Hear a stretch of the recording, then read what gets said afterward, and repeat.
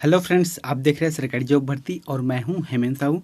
दोस्तों, आज के टॉपिक में बात करने वाले हैं छत्तीसगढ़ एवं भारत का सामान्य ज्ञान भाग नंबर 7 है। इससे पहले मैंने 6 वीडियो ऑलरेडी यूट्यूब पर अपलोड करके रख दिया है। अगर आपने नहीं देखा है तो हमारे यूट्यूब चैनल पर जाइए, वहां से देख सकते हैं। दोस्तों, अगर आप हमारे चैनल पर नए हों तो हमारे चैनल को सब्सक्राइब करके बेल आइकन को जरूर दबा देना। साथ ही इस वीडियो का अगर आपको फ्री पीडीएफ चाहिए तो हमारे टेलीग्राम चैनल पर ज्वाइन करना, वहाँ से आपको फ्री पीडीएफ मिल जाएगा।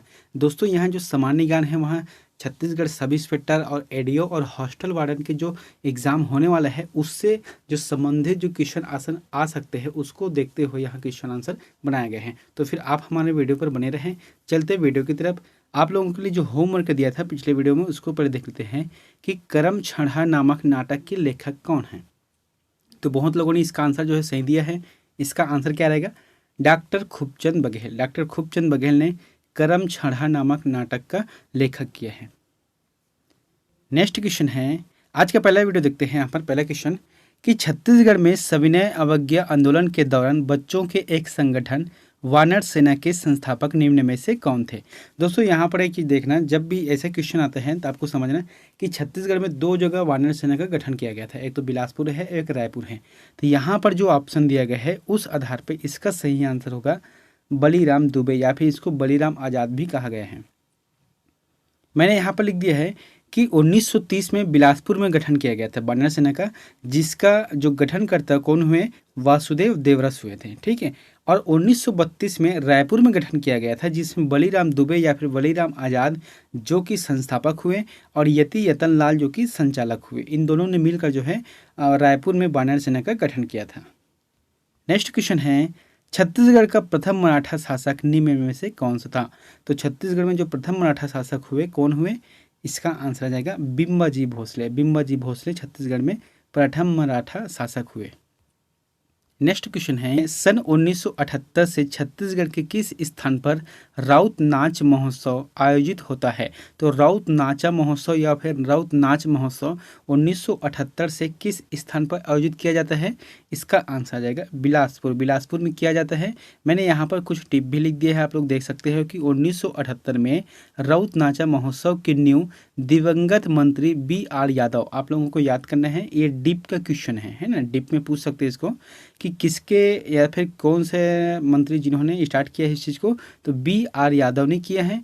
इसके प्रयासों से हुआ था और इसका उद्देश्य है समाज को संगठित करना है। इसमें छोटी छोटी जो मंडलियाँ हैं वहाँ सम्मिलित हुई थी, है ना, जो समय के साथ साथ छोटी छोटी जो मंडलियाँ हैं वहाँ संगठित होकर एक बड़ी दल के रूप में उभरी है। नेक्स्ट क्वेश्चन है, राज्य कुंभ मेला कब लगता है। तो राज्य में जो कुंभ मेला लगता है वहाँ कब लगता है?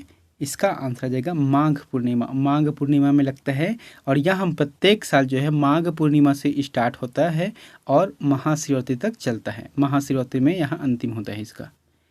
नेक्स्ट क्वेश्चन है, जेम्स एवं ज्वेलरी विशेष आर्थिक जोन राज्य में कहाँ सृजित किया गया है। तो राज्य में कहाँ पर सृजित किया गया है जेम्स एवं ज्वेलरी विशेष आर्थिक जोन को? इसका आंसर आ जाएगा नया रायपुर। जो नवा रायपुर है वहाँ पर जेम्स एवं ज्वेलरी विशेष आर्थिक जोन का राज्य ने वहाँ पर सृजन किया है। नेक्स्ट क्वेश्चन है, छत्तीसगढ़ सरकार ने जनप्रतिनिधि को मजबूत करते हुए विधायक निधि की राशि को कितनी रुपए तक जो है वृद्धि की गई है। तो छत्तीसगढ़ सरकार ने जो जनप्रतिनिधि है जैसे कि विधायक है तो उसकी जो राशि है उसको बढ़ाकर कितनी कर दी गई है? इसका आंसर आ जाएगा 4 करोड़। 4 करोड़ रुपये जो है आप खर्चे कर सकती है अपने जो विधानसभा क्षेत्र के अंतर्गत। पहले यहाँ रकम 2 करोड़ था। नेक्स्ट क्वेश्चन है, द्वितीय राष्ट्रीय आदिवासी नृत्य महोत्सव में कितने देशों के कलाकार ने विभिन्न जनजातीय नृत्य का प्रदर्शन किया है। दोस्तों, मैंने आप जिन लोगों को पहले बताया था कि मैं जो है क्वेश्चन आंसर के साथ जो है अतिरिक्त फैक्ट आप लोगों को बताता हूं, ताकि एक क्वेश्चन के अंतर्गत जो है 1 से 2 नंबर का और अधिकतर इसमें आंसर आप लोगों को मिल सके। तो इसीलिए कहता हूँ कि अगर आप चैनल पर नए हों तो चैनल को सब्सक्राइब जरूर कर देना। जब पहली बार देख रहे हो तो फिर अगर लगता है कि आप लोगों को शेयर करना है तो फिर आप इसको शेयर भी कर सकते हैं। प्रश्न क्या बोल रहा है कि द्वितीय जो राष्ट्रीय आदिवासी नृत्य महोत्सव है ना, तो कहाँ पर हुआ है? ये रायपुर में हुआ है। तो कितने देशों के कलाकारों ने विभिन्न जनजातीय नृत्य का प्रदर्शन किया है? तो इसका आंसर आ जाएगा 7 देश। 7 देश के कलाकार है वहाँ आए थे राष्ट्रीय आदिवासी नृत्य महोत्सव में। अब देखो यहाँ कब से कब हुआ है? 28 से 30 अक्टूबर 2021 को हुआ है, साइंस कॉलेज मैदान रायपुर में हुआ है। अब जो है 7 देश कौन कौन से हैं आप लोग नोट करना इसको। Eswatini, Nigeria, Uzbekistan, Sri Lanka, Uganda, Mali और फिलीपींस, ये जो 7 देश हैं इन्होंने जो है यहाँ पर भाग लिया था। नेक्स्ट क्वेश्चन है, किस नाम से छत्तीसगढ़ के रायगढ़ जिले की धातु मूर्तिकला जानी जाती है। देखो सबसे पहले प्रश्न को समझना है कि जो रायगढ़ के जिले के धातु मूर्तिकला है उसको किस नाम से जाना जाता है। इसका आंसर जाएगा झारा बोल रहा है ना, इसको घड़वा मत लिख देना, यहाँ झारा है क्योंकि यहाँ रायगढ़ जिले से संबंधित है। नेक्स्ट क्वेश्चन है, सितंबर 1930 में महासमुंद में किनके नेतृत्व में जंगल सत्याग्रह हुआ था। तो जंगल सत्याग्रह महासमुंद में 1930 में हुआ था सितंबर में, तो किसके नेतृत्व में हुआ था। इसका आंसर जाएगा शंकरराव गनोदवाले, शंकरराव गनोदवाले के नेतृत्व में हुआ है। नेक्स्ट क्वेश्चन है, टाइगर पॉइंट जलप्रपात इस राज्य के किस जिले में स्थित है। तो कौन से जिले में टाइगर पॉइंट जलप्रपात स्थित है। इसका आंसर जाएगा सरगुजा जिले में स्थित है, जो कि मैनपाट में स्थित है। यहाँ पर सरगुजा जिले के जो मैनपाट है वहाँ पर स्थित है। नेक्स्ट क्वेश्चन है, निम्न में से किसके लिए जनौला जिसमें 5 भाई के एक अंगना इस राज्य में प्रचलित है। देखो यहाँ पर क्या दिया गया है, जनौला दिया गया है। तो जनौला का जो अर्थ बैठता है वहाँ क्या है, तो जनौला क्या है यहाँ पर 5 भाई के एक अंगना। तो इसका आंसर क्या जाएगा, हथेली। जो थर्ड ऑप्शन है वहाँ ठीक रहेगा। जैसे कि एक हाथ रहता है जिसमें 5 भाई रहता है, यानी कि 4 उंगली और एक अंगूठा है, तो इसी को कहा गया है 5 भाई के एक अंगना। नेक्स्ट क्वेश्चन है, निम्न में से कौन सा कर इस राज्य का प्रमुख कर है। तो छत्तीसगढ़ राज्य का प्रमुख कर कौन सा है, वाणिज्यिक कर, वाणिज्य के रूप में कर वसूला जाता है, जो कि राज्य का प्रमुख कर है।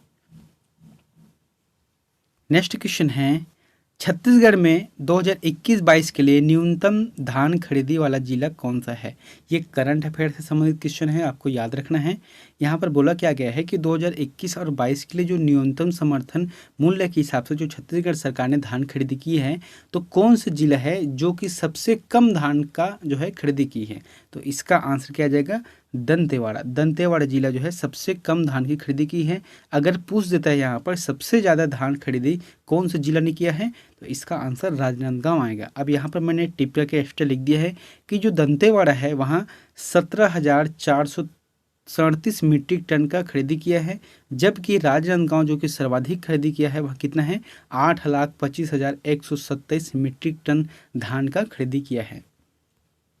नेक्स्ट क्वेश्चन है, मुख्यमंत्री भूपेश बघेल द्वारा ग्रामीण आजीविका केंद्र की तरह शहरी आजीविका केंद्र की स्थापना कहाँ पर की गई है। देखो सबसे पहले प्रश्न समझना, जो हमारे सीएम हैं उन्होंने किस स्थान पर ग्रामीण आजीविका केंद्र की तरह, है ना, ग्रामीण आजीविका केंद्र की तर्ज पर शहरी आजीविका केंद्र की स्थापना कहाँ पर किया है।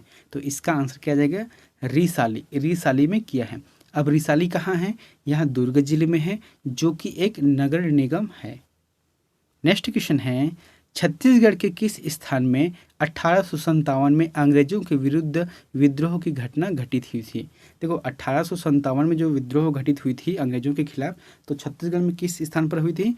इसका आंसर आ जाएगा सोनाखान। सोनाखान में हुआ था, जो कि वीर नारायण सिंह ने किया था। वीर नारायण सिंह जो कि सोनाखान के जमींदार थे। वहाँ पर काष्ठ स्थलाकृति में निर्मित स्टेल कटाइल एवं स्लेगमाइट यहाँ मिलता है। तो कहाँ पर मिलता है ये, इसका आंसर आ जाएगा कुटुमसर गुफा। मैंने बताया था जो कुटुमसर गुफा है वहाँ अंधी मछलियों वहाँ पर रहता है, अंधी मछली रहते हैं, जहाँ पर जो निर्मित है वहाँ चूने पत्थर जैसे बर्फ जो है टपक रहा हो। नेक्स्ट क्वेश्चन है, छत्तीसगढ़ की डौंडी लोहारा जमींदारी में निम्न में से किस वर्ष में किसान आंदोलन हुआ था।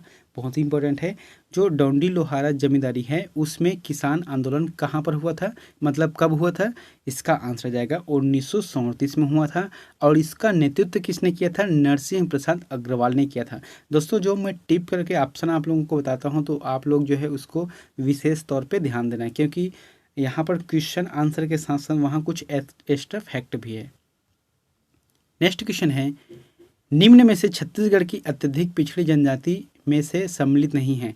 तो यहाँ पर जो छत्तीसगढ़ की पिछड़ी जनजाति है उसमें से जो अत्यधिक पिछड़ी जनजाति है उसमें शामिल नहीं है, जैसे कि अबुझमाड़िया, कमार है और बैगा है। तो इसका आंसर आ जाएगा कंवार। जो कंवार जनजाति है वहाँ अत्यधिक पिछड़ी जनजाति में सम्मिलित नहीं है।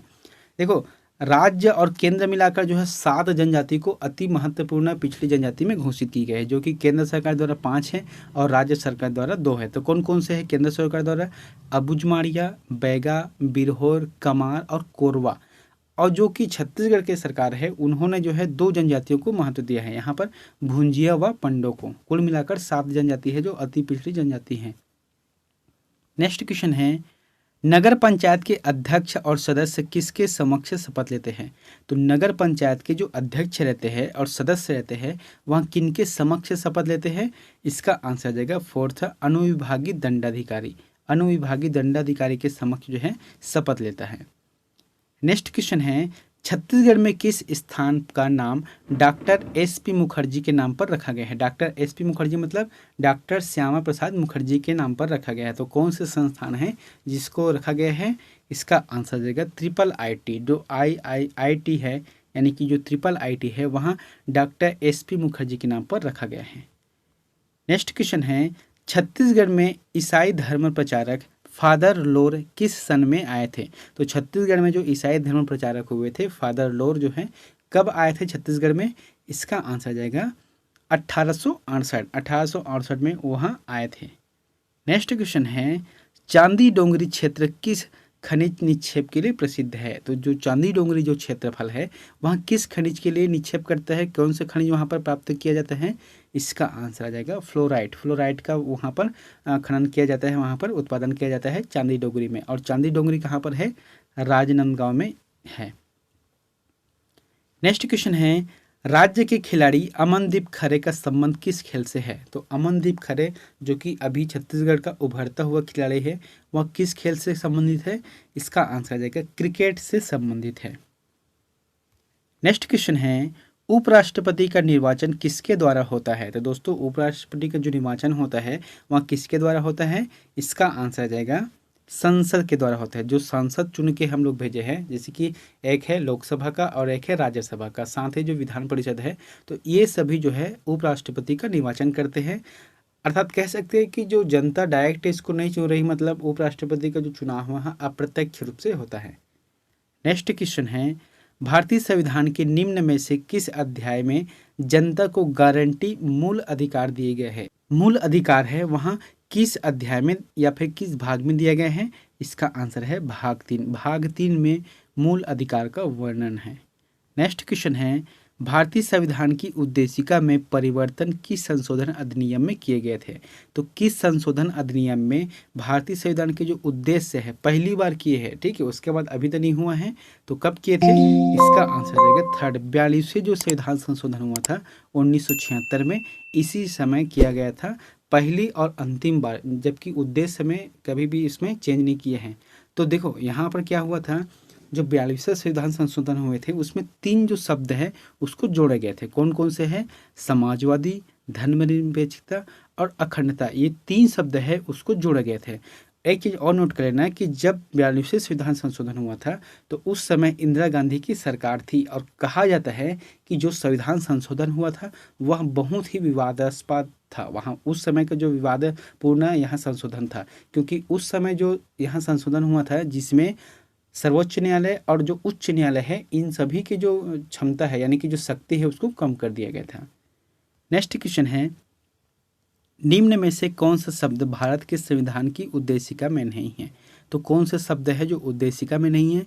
इसका आंसर आ जाएगा लोक कल्याण। जो लोक कल्याण जो शब्द है वहाँ संविधान की उद्देशिका में नहीं है, बाकी समाजवादी, पंथ निरपेक्षता और प्रभुत्व संपन्न ये है। नेक्स्ट क्वेश्चन है, बंगाल विभाजन के विरुद्ध विद्रोह का नेतृत्व किसने किया था? बहुत इंपॉर्टेंट है कि जो बंगाल विभाजन हुआ था उसका विद्रोह किया गया, तो इसका विद्रोह किसने किया था, किसके नेतृत्व में किया गया था? इसका आंसर देगा सुरेंद्रनाथ बनर्जी के नेतृत्व में किया गया था। अब आप लोगों को बताता हूँ कि 19 जुलाई 1905 में तत्कालिक वायसराय लॉर्ड कर्जन ने बंगाल का विभाजन किया गया था। इसका उद्देश्य था कि जो मुस्लिम बाहुल क्षेत्र है उसको अलग करना है, जिसे बंग भंग कहा गया है। नेक्स्ट क्वेश्चन है, अमीर खुसरो ने किसके विकास में अग्रणी की भूमिका निभाई है? तो अमीर खुसरो ने किसके विकास में अग्रगामी की भूमिका निभाई है? इसका आंसर किया जाएगा खड़ी बोली। जो खड़ी बोली है इसकी जो मतलब भूमिका है उसके लिए जो है इन्होंने अग्रणी भूमिका निभाई है। नेक्स्ट क्वेश्चन है, एलोरा में गुफाओं व शैलकृत मंदिरों का संबंध है केवल। देखो जो एलोरा का गुफा है वहाँ पर जो शैल आकृति जो मंदिर का निर्माण किया गया है तो वहाँ किससे संबंधित है? इसका आंसर आ जाएगा चौथा नंबर के हिंदू बौद्ध और जैनियों, यानी हिंदू बौद्ध और जैन से संबंधित है। यहाँ एलोरा की जो गुफा है वहाँ की जो शैलाकृति है वहाँ। नेक्स्ट क्वेश्चन है, एरन अभिलेख का संबंध किस शासक से है? तो बहुत ही इंपॉर्टेंट है, एरन अभिलेख का जो संबंध है वह किस शासक का है? इसका आंसर आ जाएगा भानुगुप्त, भानुगुप्त के एरन अभिलेख। नेक्स्ट क्वेश्चन है, उत्तर वैदिक काल से संबंधित मृदभांड संस्कृति है। तो मृदभांड संस्कृति उत्तर वैदिक काल से संबंधित है, क्या है? इसका आंसर आ जाएगा फर्स्ट आ जाएगा गरुवर्णी मृदभांड संस्कृति है, गरुवर्णी मृदभांड संस्कृति है। नेक्स्ट क्वेश्चन है, प्रसिद्ध 10 राजाओं का युद्ध जिसे कहा गया है दासराज युद्ध किस नदी के तट पर लड़ा गया है? तो दासराज का जो युद्ध है यानी कि जो 10 राजाओं का युद्ध है वहाँ का कौन सी नदी पर लड़ा गया है? इसका आंसर आ जाएगा परुष्णी नदी, परुष्णी नदी के तट पर जो है लड़ा गया है। नेक्स्ट क्वेश्चन है, भारत की राष्ट्रीय आय का प्रमुख स्रोत है। तो भारत का राष्ट्रीय आय का प्रमुख स्रोत क्या है? इसका आंसर आ जाएगा सेवा क्षेत्र। देखो कृषि का क्षेत्र, उद्योग और व्यापार का क्षेत्र है ही, लेकिन इसका जो है प्रमुख आय जो है सेवा क्षेत्र से है, यानी कि जो नौकरी पेशा लोग हैं इनके द्वारा जो पेमेंट दिया जाता है और वहाँ से जो टैक्स वसूला जाता है यहाँ सेवा क्षेत्र के अंतर्गत आता है। नेक्स्ट क्वेश्चन है, भारत की कुल भूमि का कितना प्रतिशत कृषि कार्यों में संलग्न है? तो भारत की कुल भूमि का कितनी प्रतिशत जो है कृषि कार्य में संलग्न है? इसका आंसर आ जाएगा 52.7%, जो कि बहुत कम है। दोस्तों हमारा देश जो है कृषि प्रधान देश है। ये कब था? जो है आज़ादी हुआ था देश में, जो 1947 के बाद जो पहली बार सर्वे किया गया था तो लगभग 80% जो भूमि है उसमें कृषि करते थे लोग, इसलिए कहा गया था कि भारत जो है कृषि प्रधान देश है। लेकिन अभी जो है 52.7% ही जमीन में कृषि कार्य किए जाते हैं या फिर संलग्न हैं।